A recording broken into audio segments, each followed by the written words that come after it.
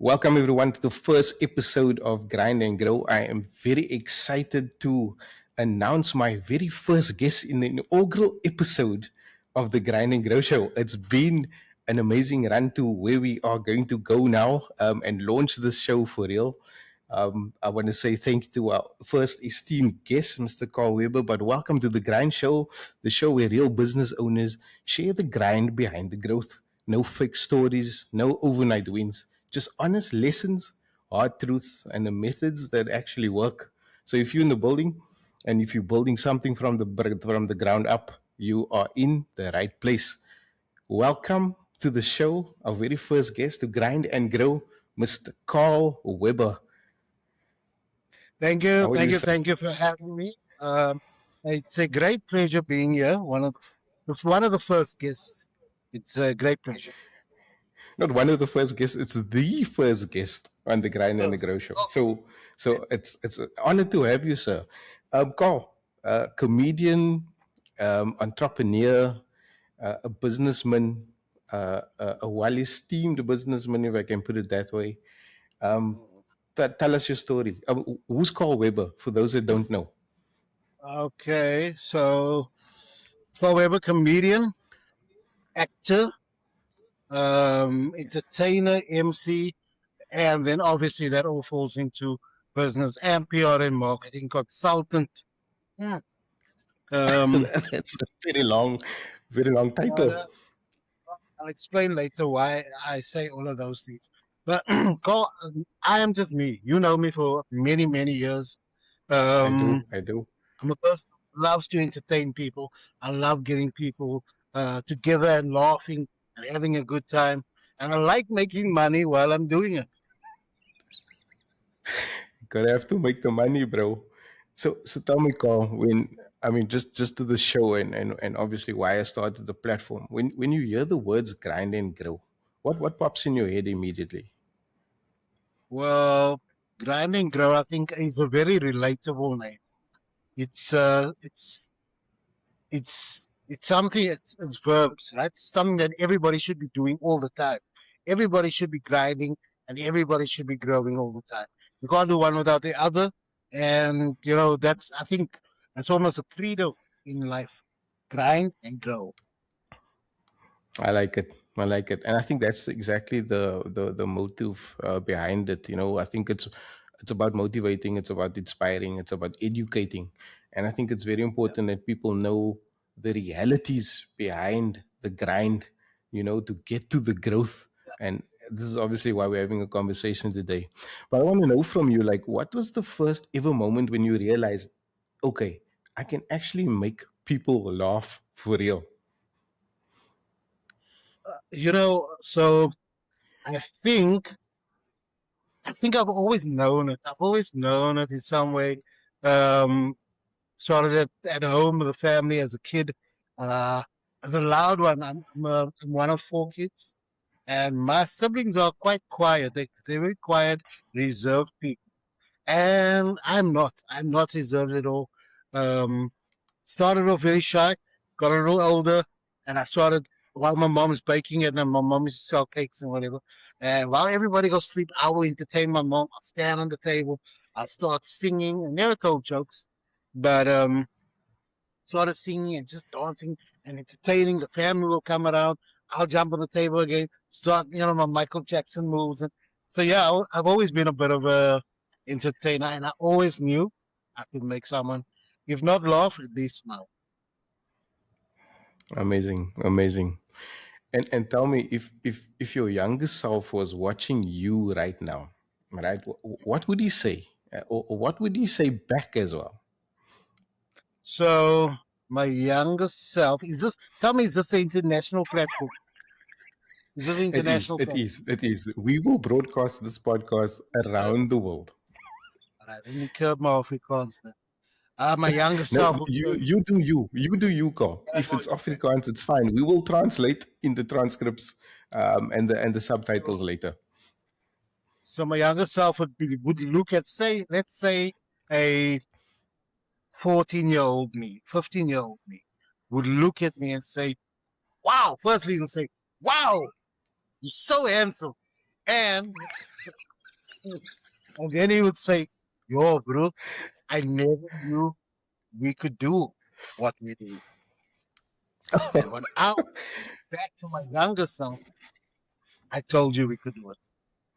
Amazing, amazing, amazing. So tell me, where did Carl Weber the brand start? Like, was it church? Was it school? Was it the streets? Was it family? Like you mentioned, like where did this brand actually start?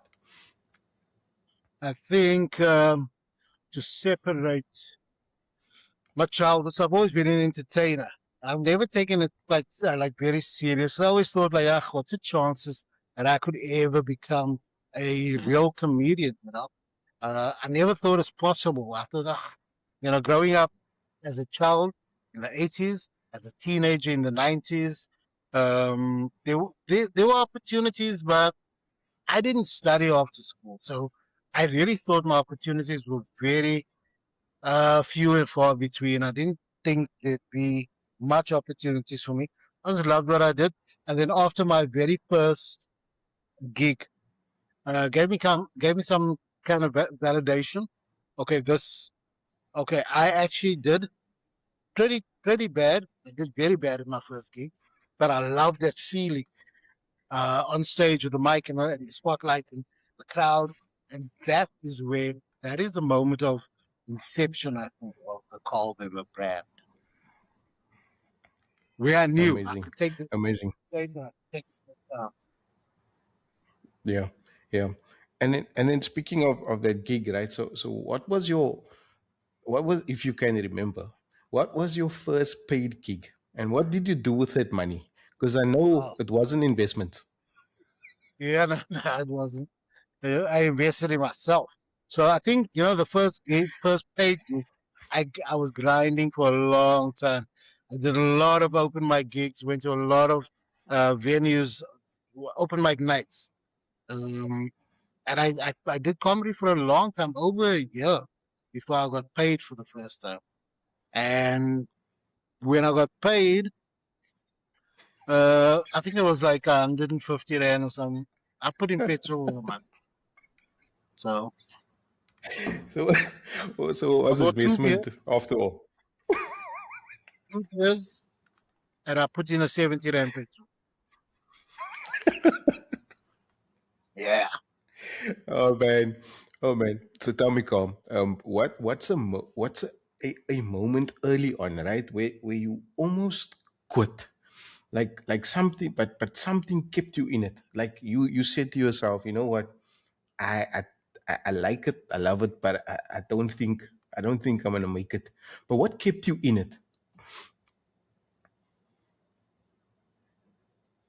What kept me going? Okay, the moment I almost quit was, I think, about 7 years into comedy, right? 7 or 8 years into comedy, I then decided to go full time into comedy. And I was working at Ackerman's at the time. And then I quit my job. I said, I'm going to do this full time. And to survive, I mean, I was earning some club gig money and stuff, maybe a corporate gig here and there. I didn't realize when you depend on something, how hard it is when that is all you have.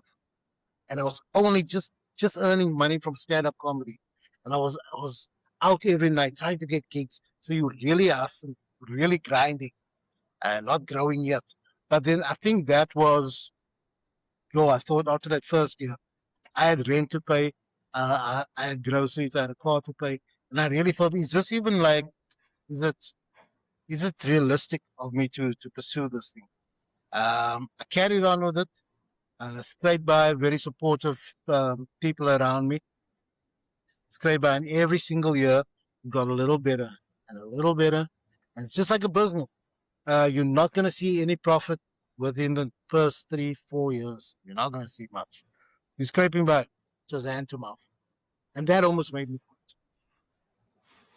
Yeah, I think that's an important point that you make there, because I think a lot of people, we see these influencers on social media, we watch these YouTubers, and we see success, but we don't really know that story about, like, it almost wasn't that, you know what I mean?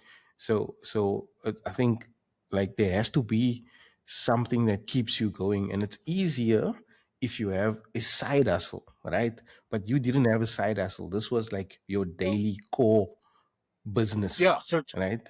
just to add to that, a lot of people breakout comedians, breakout singers, in entertainment. They think, wow, this person came out of the blue, overnight success. In business, in entertainment, in music, in whatever genre, there is no such thing as an overnight success. People just start seeing you at that time, but they don't see the 10 years or the 15 years that you've been grinding. No one knew you then. Yeah.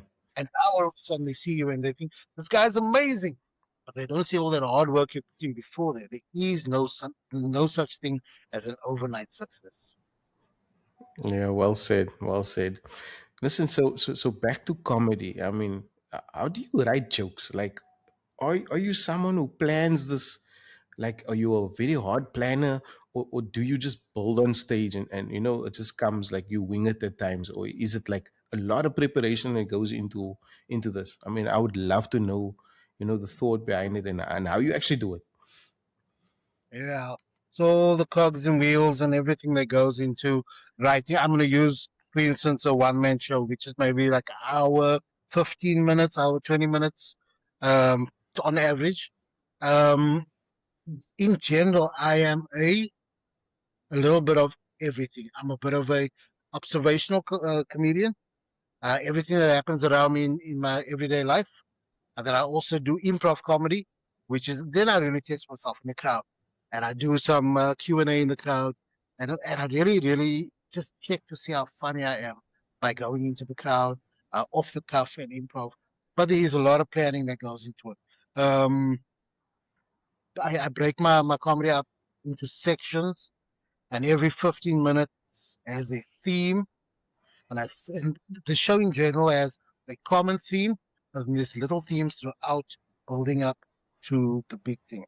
So it's first of all, it's talent. You need to be a talented comedian, right? You need to have funny bones. Then you need to have a work ethic. You need to sit down and hone that talent. You need to write every single day. You need to observe people. That's why comedians are not the loudest in the room. We're observing people all the time. Yeah, So yeah, it's a lot of work that goes. it's interesting. And speaking about funny bones, like, what separates a good comedian, like, from a legend? Oh yeah, so both of them have the natural talent, right? What separates the two is the hard work in between, The and that grind. is just the grind.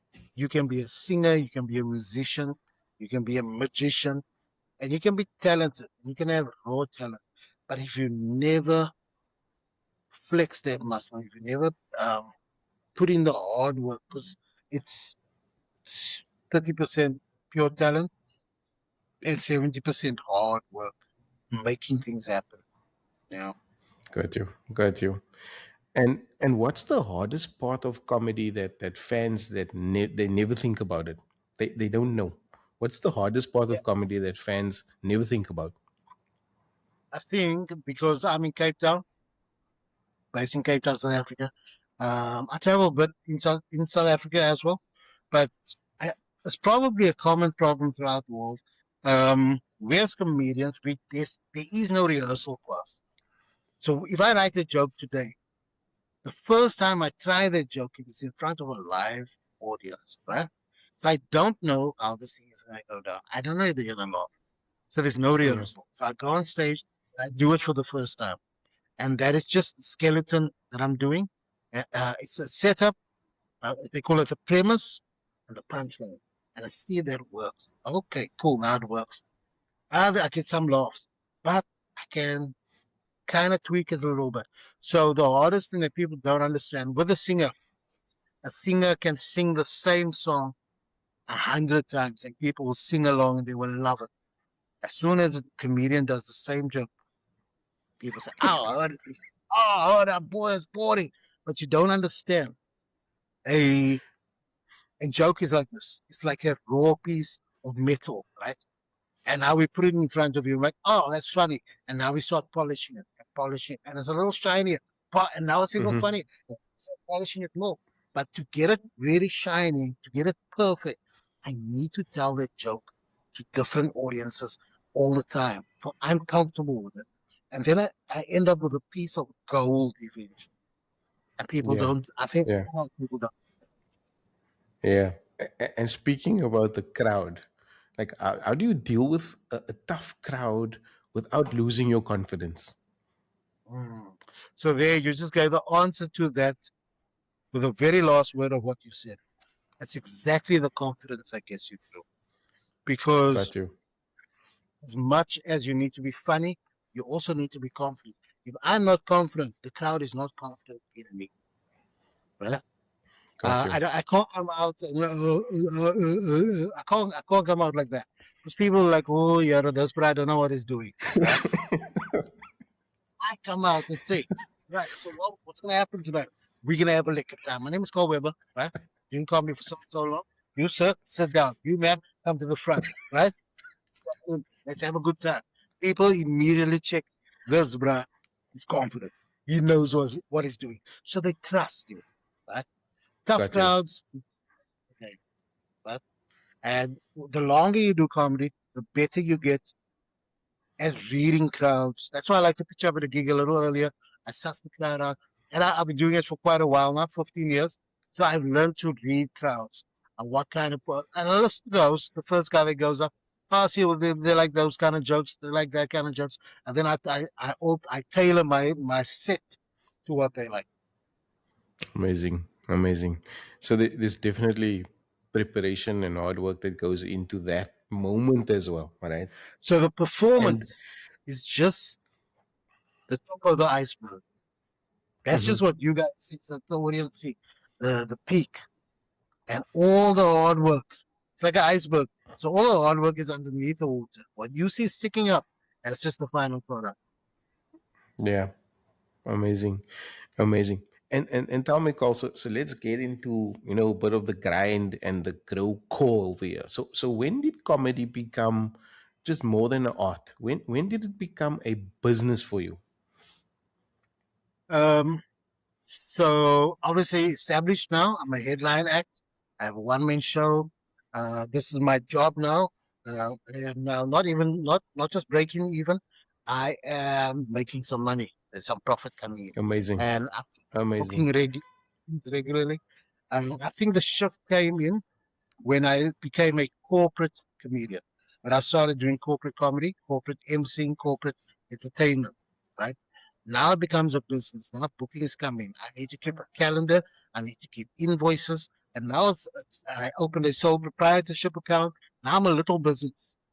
So Yeah. now I know my craft. I know my craft. I know how to do comedy. I know what works. And that's great. But if you're not a rich man who can afford a business team helping you out, you need to become that businessman, right? And need to 100%. And become that I reception. want to get there. I want to get there because you made an important point there, right? So you spoke about the resources. But I want to ask you, what was the smartest decision that you made, like for your career in terms of management? Because you just spoke about it now, management, branding, money, partnerships. What is the smartest decision that you think you made in your career this far? So you know what the smartest thing is, and I'm just talking comedy. My acting career is down a different path. I'm just talking comedy now. The best decision I made was to first of all manage myself and have my wife take all my bookings and stuff. Because your wife, your spouse, is the only person you can trust completely. There's so many. Let me tell you what happens sometimes. Agency will call and say, "Listen, how much do you charge for a 30-minute set?" And you say, 15,000. Um, and say, okay, cool, we'll call you back. And then they play comics off against each other. Okay, I said, listen to calls asking for 50. How much can you ask for? So, that's the thing. So they never, the intention was never to book you, but just to undercut you. So, Yeah. I mean, that's controversial, what I'm saying now, but it happens. We like controversial. I think we talk raw. We talk raw on the grind and grow. I think it's important that people understand. No, there's probably potential first time comedians listening and watching. So this is great. But thanks for the truth, man. Appreciate it. So tell me, Carl, what's the one I wish I knew this earlier lesson about, specifically about money, because we're speaking business, right? This is grind and grow. Specifically lessons So, about yeah, money in okay. the So the one entertainment, thing like what I I've knew, learned, I knew earlier. yeah, oh, that I knew earlier. Okay. So the one thing I wish I knew earlier in my career is that so when the money comes in, right? You get this major gig. Say you get a gig of 30K, like 30,000, like cool. And then you just go and you blast, you blast, blast. But now, and I'm not just talking as a comedian, I'm talking as a small business owner. You must remember that 30K is not guaranteed every single month, right? So you need to pay yourself Yep. a salary, put the rest away because you are not. And also, when the first time I bought a car with my comedy money, right? I didn't have a pay slip. So what they Mm-hmm. do, they take the earnings across the year and they average it out across 12 months, right? And that now becomes your salary, right? Your affordability, what you can Yeah. afford. So don't, I earn 30,000 now at 50,000. And then for the next 3 months, you earn 5,000. So what is your salary? You need to pay yourself a salary and then put money away. I wish I started doing that a lot sooner. Yeah, I think that's good. That's amazing. And I actually didn't know that. Like, as a sole proprietor, like you said, it's not a guaranteed. I'm taking a salary home every month. I can budget A, B, C, D, E, and it's life goes on, and we live month to month. For you, it's probably like a different story. So, I think it's probably tougher in terms of management, and more. You need to be a bit more disciplined, probably, or not probably, but you have to. So that's amazing. Tell me, how do you protect your name and the reputation, and your reputation in the industry, where people misunderstand you very fast? Yeah. So, what the thing is, they say like in comedy, protecting your name and protecting your brand is standing by what you believe in, standing what you say on stage, you stand by it, you don't back down from it. And then also having the common sense to know what to speak about and what not to speak about on stage. Got you. Comedians were there to push the buck and do some edgy stuff, but you must also know sometimes something is too far. So, and also just the basics, the younger comic listening now, show up. If you say you're gonna be there 7:30, be there 7:50. Become reliable. Become that bankable act that people know. To give up book call.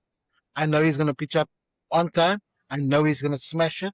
I know he's gonna be professional, and that is the most important keys as a comedian, as a business person. Show up on time. Be punctual. Be professional, and be reliable. Got you. Got you. I think that's amazing advice. I think maybe just for those that are just maybe watching the show, or you just clicked on the video right now. This is the Grind and Grow show. We talking to Carl Weber, a very well known comedian in South Africa, and we're speaking about business. How to run a business as a entertainer, or a specialist in his field. And yeah, we can. If you missed a few of the questions, you can go back and check it out. Just back to the questions, Carl, and I'm gonna focus more on SA now, and South African audiences. Do you think that South African audiences are harder or easier than international audiences, and why? And I know you've traveled out of SA. So do you think it's harder or easier than international audiences? You mean I just missed you there a little bit? Are you comparing South African audiences to international? Yep. Yeah, yeah. So I know you've traveled a bit out of SA, but tell me, is SA audiences harder or easier than international audiences? Well, so I think Cape Town itself, we have so many foreigners here, right? So I'm exposed to foreign crowds all the time. I love South African audiences because we are such a diverse country, different races, religions, all cultures, and I love that about it. So there's so much to talk about, and the thing is this: globally, South Africans are just so easygoing. We love laughing at ourselves. I don't have massive exposure to foreign audiences, as in going abroad and stuff. But yeah, I might be a little biased, but I think South African audiences are the best. Amazing, amazing. And tell me, what's something uniquely South African that will always be funny to us? Uh, I'm coming now, now, coming down now, now, not just now, now, now. Oh man, that is South true. African. That is true. That They is don't. true. That People is don't true. understand. Foreigners don't understand what that means. It's not now. It's now, now, Oh now, man, now. that is so And true. then Tell and then me, also golf. Before you move on, you can also use it in a different way. I now yeah, yeah. moving. So we'll put the translation up in the subtitles for that one. Oh man, that's a classic. Tell me, you know, how has comedy changed in South Africa? Because I know, like, I mean, like we said, I mean, I know you very long, right? I know you. We good friends, and we've been at lots of places, but and I've been with you at comedy shows. I went with you to events, etc. But how has this comedy changed in South Africa? Like when you started up until now. Um, it's it's constantly evolving. It's something that's always evolving, right? When I started, a very different comedy style was in place, and that's the thing with comedy. You need to constantly change, reinvent yourself, rebrand yourself, relaunch yourself to keep up with the times, keep up with current affairs, all those kind of things. Lately, comedy, you know what I want to say, it's hard because the whole woke culture is there. You need to be really um, cognizant of what you're saying. You can't just blurt things out anymore. So you need to really think before you say something. So comedy is a thing that's constantly evolving, and you need to constantly evolve yourself. So, Carl, we lost you there, but I think we're going to edit you and get that question again.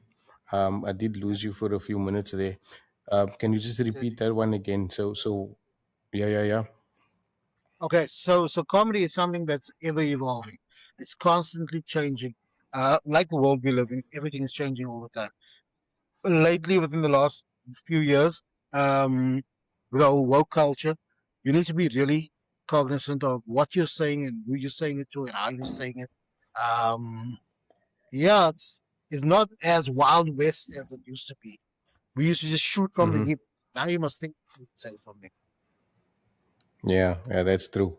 That is true, and I think more awareness for on socials and internet and news and all the political stuff going on, etc., etc. It's a bit more. You have to watch what you say. Because you can get into trouble like some people we know. Yeah. Tell me, when we're gonna talk about like mentorship now and a bit of legacy. Who were your influences when you were coming up as a I as a lost as a you. comedian, local I or lost you there. international? Reconnecting. Okay, let me ask you that again. Who were your influences when you were coming up as a comedian, local or international? Okay, so off the bat, let me just say before I even started comedy, I was a big fan of Tola van der Merwe. I think he was a big influence on my style of comedy, the storytelling style that I have. And then also, Stuart Taylor was a big influence when I started comedy. He was one of my very first directors. Kurt Koenraad was a big influence on me. Rob van Vieren, Lou Venter, Mm. uh, these guys. Rob van Vieren and Lou Venter, I don't know if you remember Corney and Twaki. That's who they are. Yes, Right? yes, yes, yes, yes. I mean, 100%. you And know, I remember Rob van Vieren in one of Leon Schuster's show as well, where Rob actually pranked Leon in one of the episodes. I mean, these are so absolute legends, man. yeah, I mean, there's great South African comedians. There's Luis Ogola. There's Riyad Musa.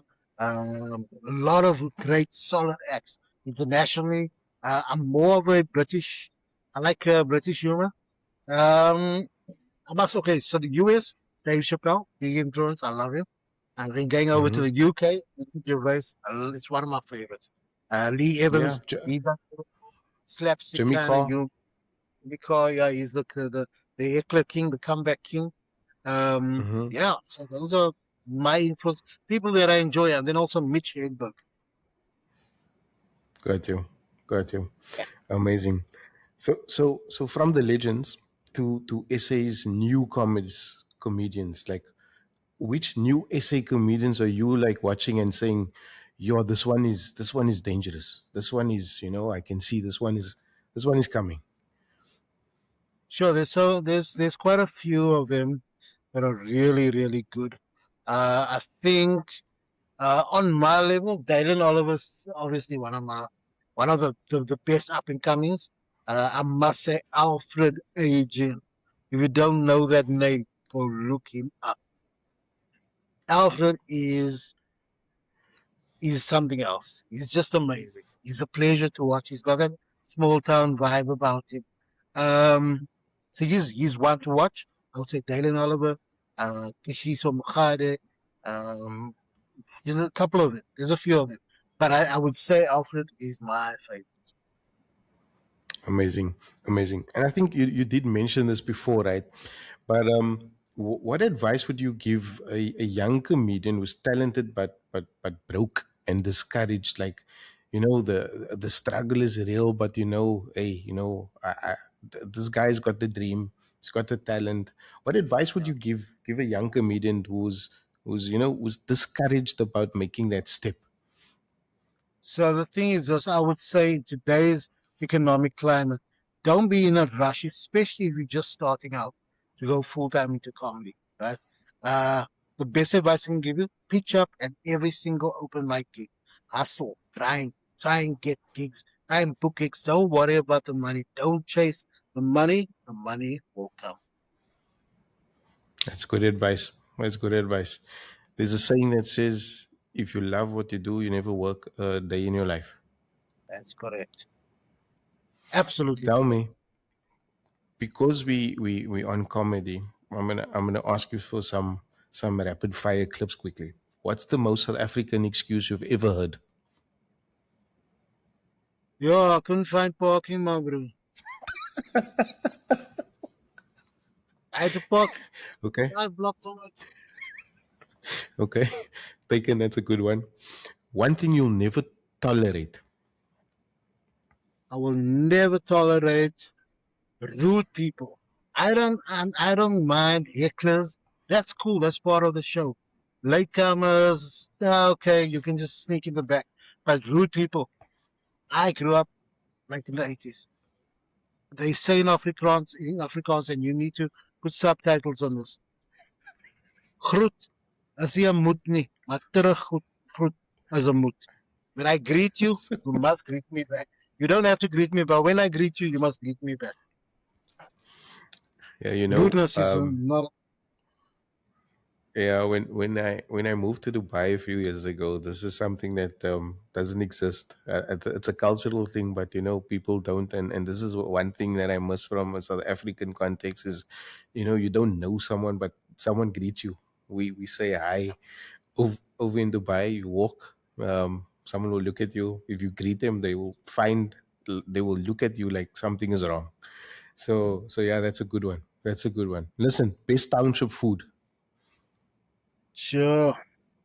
I saw your list there, and I must say, for me, I love a bunny chow. A Hmm? Gatsby is liquor, but now we have something new in Cape Town. It's called the Rooty Gatsby. Mm, I heard about it. I heard about it. Yeah, You must send me one. Send me one. yeah. Freeze it up and then courier it through I'll to do me. it. Okay, if you weren't a comedian, what would you be doing right now? Yeah, my bro. I don't, I can't imagine not being a comedian. Um, I would probably be working in the gardening section at Mecca.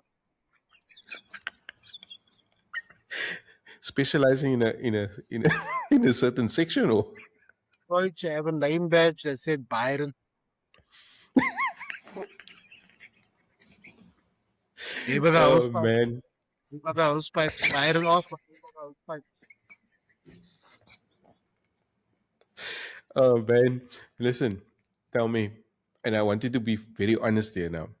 What is your funniest I messed up on stage moment? Like without naming people, or you can name them. I don't care.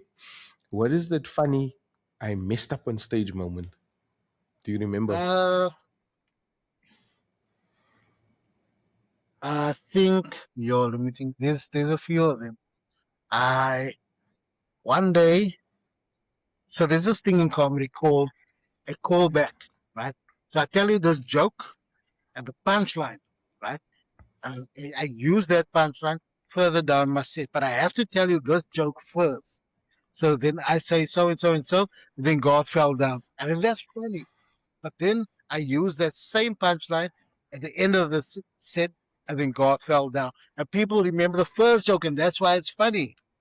And I had a few drinks, and I forgot to tell the first joke. And at the end, at the end of my set, I said, I think God fell down, and no one knew what I was talking about. And then I said, "Good night. My name is Mark Lottering. Good night."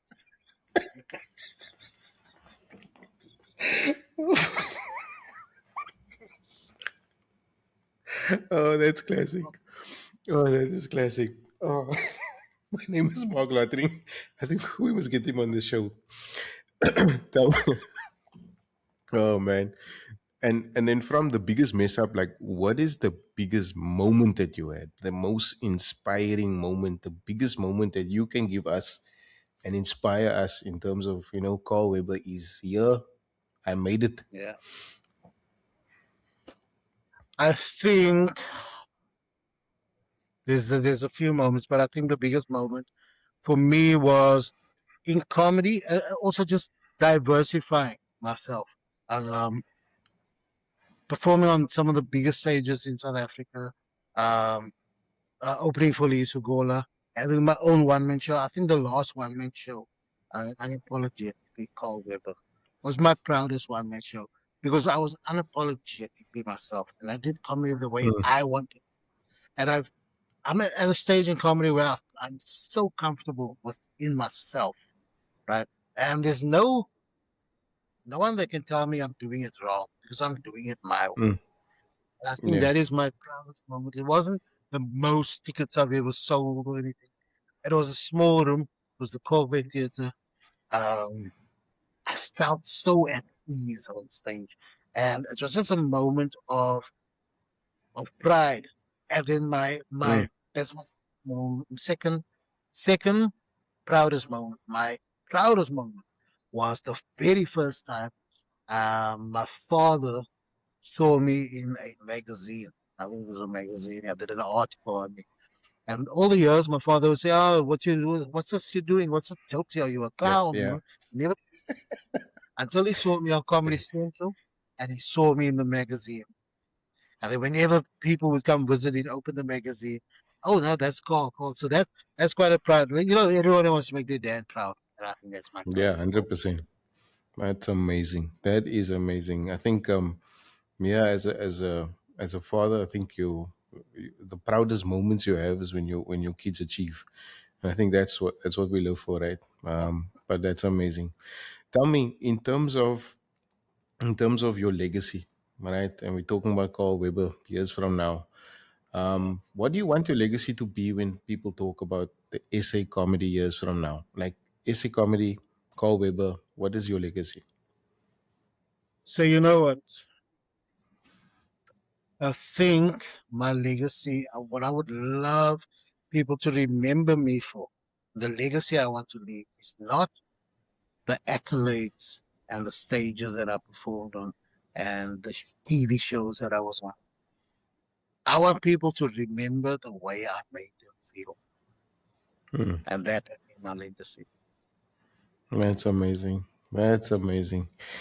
And maybe one last question before we wrap things up, because I know you're a very busy man and time is money, and I don't actually I can't afford to pay you for this interview, just so that we know that. I I'm already just putting it invoiced out you. there. I'm I already just invoiced. putting it just putting it out there. Maybe call to wrap things up, man. What is like this one message that you can give someone who's watching, not only about small business, or not maybe just only about being a comedian or an entertainer, etc., but just what's this one message you can give someone who's trying to make the cut, just to make it out there with what they want to do. Yeah.